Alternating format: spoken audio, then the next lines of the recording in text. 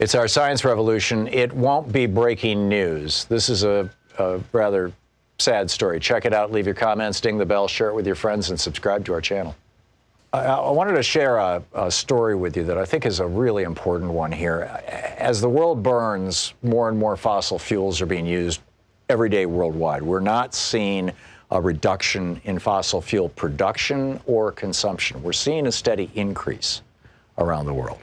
And atmospheric carbon dioxide levels just this last week at the Mauna Loa Observatory in Hawaii, this is like, the top of this giant mountain where they can get relatively pristine air, and because they're out in the middle of the Pacific, it's not being influenced by nearby emissions like, a power plant in the next state, that kind of thing. They just hit 416 parts per million. In the 300,000 years since modern human beings populated this planet, carbon dioxide levels have never been this high. The fossil fuel industry has literally created an atmosphere to which the human species is not adapted. And as a consequence of that, we are seeing, I just saw there's a massive storm right now heading for Western Europe, a bomb cyclone. Now, I don't recall bomb cyclones even being a thing prior to about 10 years ago. But they're a thing because the Arctic is melting, and large chunks of the Arctic have melted. And the result of that is that ice cap up there, which used to stabilize the weather patterns of the northern hemisphere, are largely gone. And so you've got the jet stream doing all these drooly things that it never did before, and so you end up with weather patterns moving far more slowly than they used to because the jet stream has weakened and it's not traveling as fast. And the result of that is that when you get rain, instead of getting 1 day of rain, you get 5 days of rain, which is called a flood. And when you get drought or high-pressure dry area, instead of getting a week of high-pressure dry area, nice weather, you get a year of it or 6 months of it. And the consequence of that, you can see in Australia right now, the entire continent is on fire. You see it in California during the summer. Wildfire season is going to start in a couple of months here in the northern hemisphere. Sea level is rising. There was a huge chunk of ice just broke off of Antarctica earlier this week. We're seeing Greenland melting to the tune of billions of gallons of water an hour. This is something that our species, our human race, has never before confronted. And we're just at the very, very earliest part of it in terms of seeing the actual unambiguous changes, the cyclones and hurricanes and tornadoes and massive storms and high winds and floods and droughts and bomb cyclones.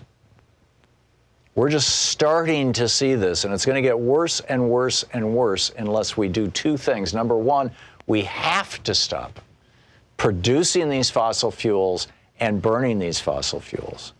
And, that's the we must do it. And the good news is that we now have the technology to do that. We have the technology to produce as a transportable liquid energy system, hydrogen, for example, which can be made by simply running electricity through water. It splits the water into hydrogen and oxygen. One element accumulates on the positive pole, and one element accumulates on the negative pole, the cathode and anode. And actually, it's the other way around. And you can just take the hydrogen. Bill Gates just commissioned a super yacht that runs on hydrogen that you can make out of seawater. And you can generate the electricity to make that hydrogen with solar panels. I mean, there are possibilities.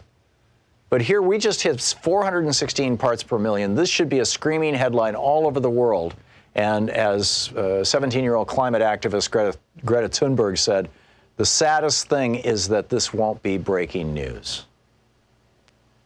And it truly is sad. And meanwhile, Donald Trump and the entire Republican Party continue to deny that this is even an issue. I mean, they're literally saying This is not an issue. It's a hoax. The global warming hoax.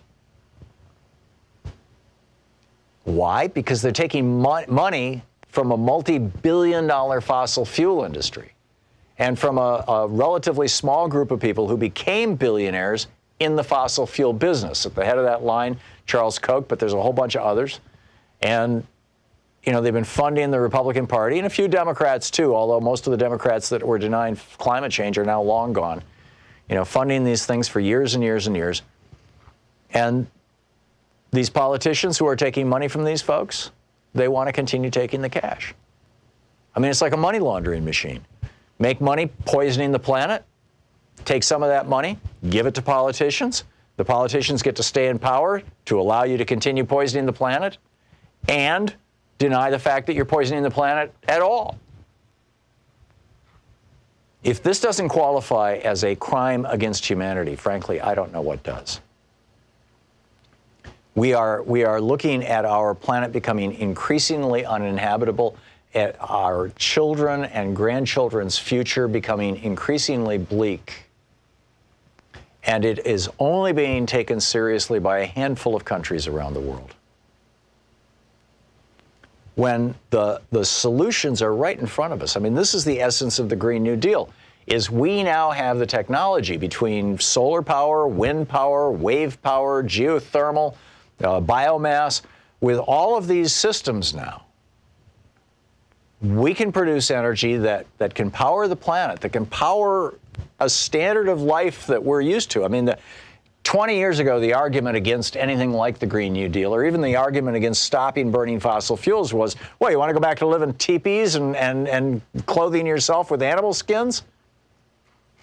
Well, we don't have to do that. I mean, we didn't have to do that then, but now we definitely don't have to do that. You can generate electricity right now using solar and wind cheaper in most parts of the world than you can using fossil fuels. But the world continues to subsidize the fossil fuel industry to the tune of $3 trillion a year, $600 billion of that every year right here in the United States, coming out of your taxes, going right into the pockets of the fossil fuel billionaires. So it's time for us to wake up, and it's time for this to become, as Greta Thunberg said, breaking news, that we are in a climate crisis. It is one that the fossil fuel industry knew was coming and has known was coming since the 70s, arguably even long before that. But certainly, I mean, you look at the internal documents from some of these companies in the 70s and 80s, they absolutely knew what was coming down the road. And instead of doing something about it, they started funding people with scientific credentials who were willing to lie to the public about the dangers in order to maintain their profits. This is a crime against humanity.